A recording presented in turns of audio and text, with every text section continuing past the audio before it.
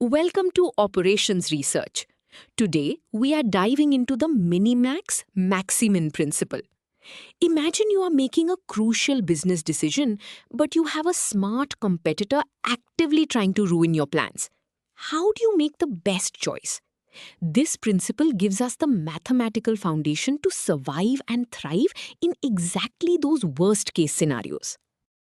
To begin our journey, we first need to understand the battlefield, which we call a zero-sum game. In this type of game, every dollar you win is a dollar your opponent loses. There is no mutual benefit. We represent these scenarios using a payoff matrix.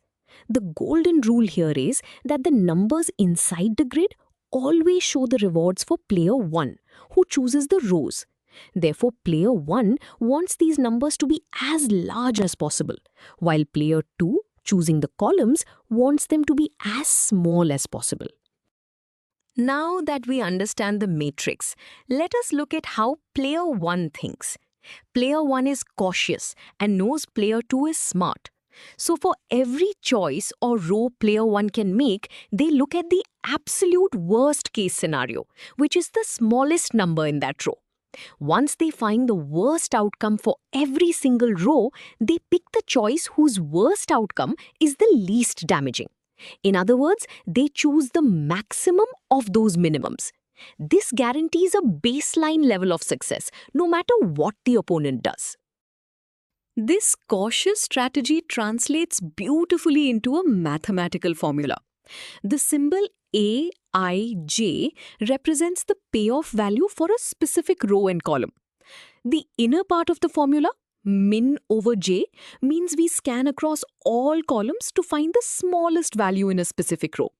Once we have that worst case value for every row, the outer part, max over I, tells us to look down the rows and find the largest of those minimums.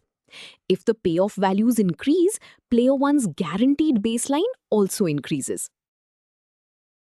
Switching perspectives, let us see how player 2 approaches the game. Player 2 knows player 1 is trying to maximize the score. So for every column choice, player 2 identifies the largest number, which represents the maximum loss they could possibly suffer. To protect themselves, player 2 looks at all these maximum potential losses and chooses the column where this loss is as small as possible. They are minimizing their maximum loss, playing just as defensively as player 1. Just like before, we can write player 2's strategy as a formula. Here, the inner part, max over I, means we look down all the rows to find the largest value in a specific column. This is the worst case loss for player 2. Then, the outer part, min over j, means we scan across our results to find the smallest value among those maximums. If the values in the matrix decrease, player 2's potential losses decrease as well. What happens when these two defensive strategies collide? When player 1's Maximin value is exactly equal to player 2's Minimax value, a magical thing happens.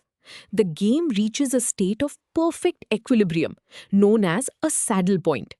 At this point, neither player has any reason to change their strategy, because doing so would only give them a worse outcome.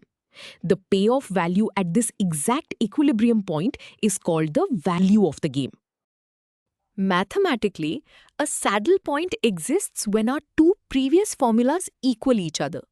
This shared result is V, the value of the game. If V is a positive number, the game inherently favors player 1. If V is negative, it favors player 2. And if V is exactly 0, the game is perfectly fair. The term saddle point comes from geometry, describing a shape that curves up in one direction and down in another. To truly grasp this, let us look at a visual representation. Imagine the payoff matrix as a three-dimensional surface shaped like a horse's saddle. The red dot in the center is the saddle point. For player 1, moving along the upward curve, this dot is the highest possible point they can reach while trapped in player 2's valley. For player 2, Moving along the downward curve, it is the lowest possible point they can push player 1 down to.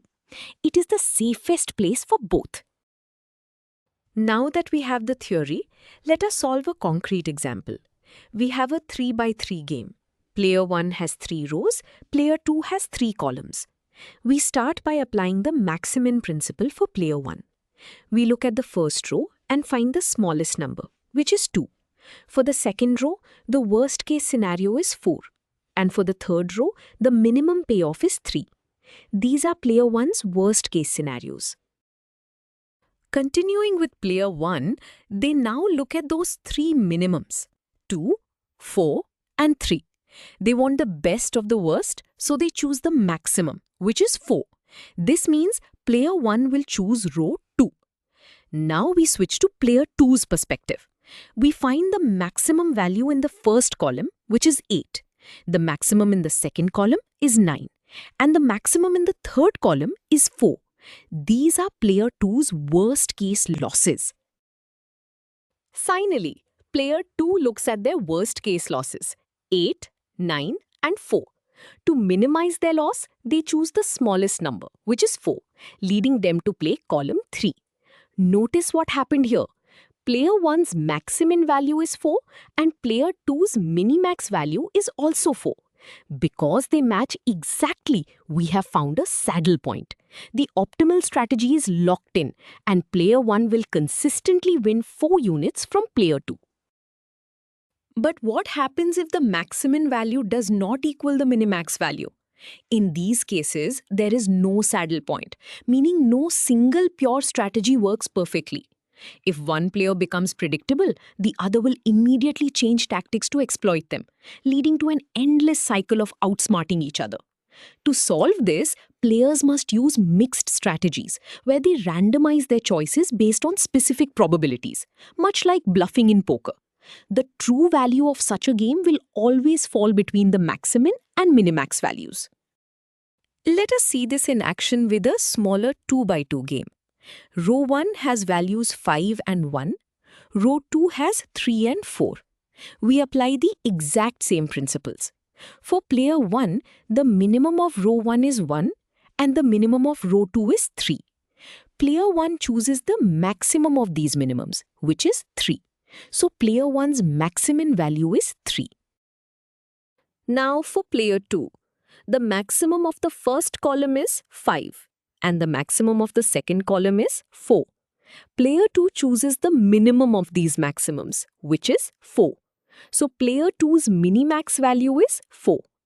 Notice that player 1's value of 3 does not equal player 2's value of 4. Because they do not match, there is no saddle point.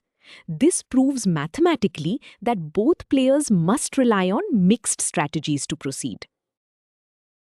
Before we conclude, it is worth noting why this matters outside the classroom.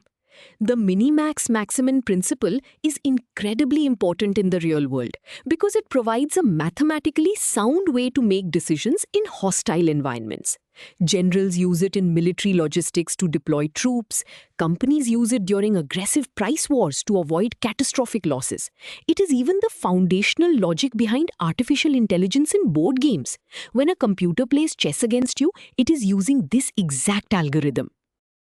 To summarize our lecture, the Minimax-Maximin principle is fundamentally about surviving the worst-case scenario. Player 1 acts defensively by maximizing their minimum possible gain, while player 2 acts defensively by minimizing their maximum possible loss. When both of these conservative strategies lock on to the exact same payoff, the game reaches a stable equilibrium called a saddle point, and the game is solved. You now have the tools to analyze competitive decision-making.